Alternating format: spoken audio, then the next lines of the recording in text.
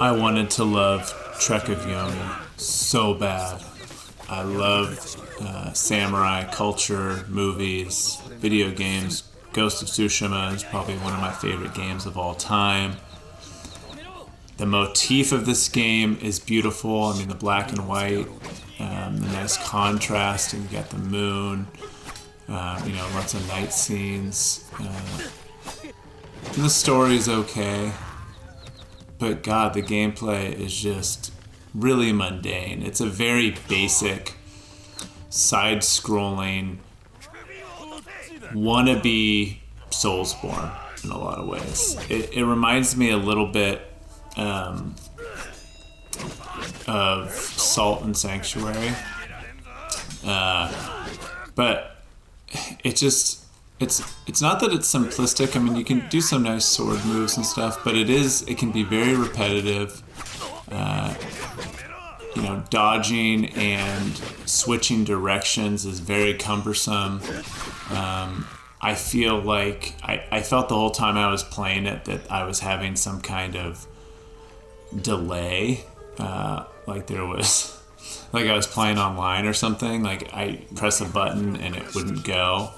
And that's not all in one session, that's multiple sessions, and that's different controllers and everything. It just did not work well.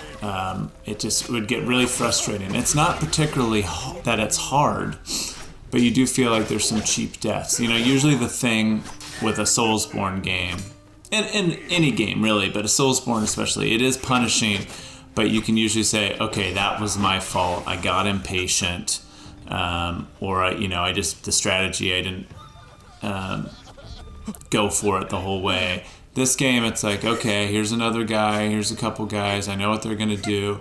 I just need to parry this, or I need to block it, or I need to wait until their attack's done. And you can do that, and it can still just end up not working a lot of times. And I don't think... Again, it's not necessarily bad gameplay, but it's like you just expect there to be more. You want to be able to not necessarily hack and slash, but be a little more fluid with it. It's very robotic. And it's just a shame because it is a really good idea. I mean, I like side-scrollers, modern side-scrollers in theory, but they've got to do better than the Sega Genesis era, which, Sega Genesis, Super Nintendo, 16-bit era, where those were pretty much hack and slashes, but they were awesome. And then they've tried to combine kind of this new Soulsborne or more of a timing base. And, especially if there's no platforming, which there is none in this game, it all comes down to just your combat. And if the combat isn't that fun, it just doesn't make for a fun game. And I think, there's some upgrades, like you have a stamina bar, of course, that's where the Soulsborne kind of relation comes in, and you've got your lives, and you can increase those over time by doing really minimal exploring. I mean, there's a couple forks in the road, and just make sure to go down all of them. If that's where you can find some gear, like you can find 3 different, or maybe 4 different melee weapons.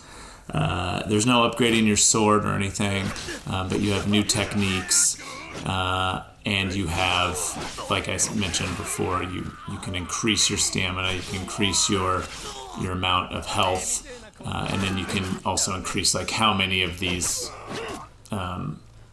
projectiles, whether it's a cannon or a bow and arrow or shuriken, like how many you carry throughout the game. But really it comes down to that one-on-one sword combat, and it, like I mentioned, it can be frustrating. It starts out okay, when it is really simple at the beginning and enemies are just letting you hack on them. Okay, this is fine. And then there's just some enemies, or really it's a matter of having multiple enemies on screen, because it is difficult to be able to just turn around sometimes. I mean, you're supposed to be able to just press one button and do that, or automatically block, but it doesn't automatically block projectiles if they're coming, if you're engaged. And so it's just, I feel like there's a lot of cheap deaths, and it just, frankly, it's just not that fun. Like Elden Ring, one of the most recent action games I played, again, obviously a Soulsborne, like the gameplay was extremely fun, even though it was difficult. And I know it's in a 3D space and it's different, but I did expect, like Salt and Sanctuary, I think that is a better comparison. You know, you have all these different weapon types, and as long as you're patient and you kind of understand who you're fighting against, you will be able to defeat most oncomers, at least after a few tries. And yes, you're not going to die as much in this game as you would in Salt and Sanctuary. But I don't. This game shouldn't be. You shouldn't be dying that much at all, as long as you are doing your block and attack, and whatever type of attack it needs to be. So again, I give it a 9 on just style, and even like the substance, like the story. You combine all that, and it really nails it. But gameplay is like a 3 or a 4 out of 10, and so. I recommend it. I got it for cheap, luckily. Early on, it was one of those games. It's like, oh, I'm going to get that. It looks so awesome. And the reviews were middling. But I thought, okay, well, I'll like this more than most. But instead, the motif is almost like the only reason I would possibly play this. If not, I wouldn't have touched it. これは単なる襲撃ではない。恐れゆえのさらなる恐れを煽るがための所業。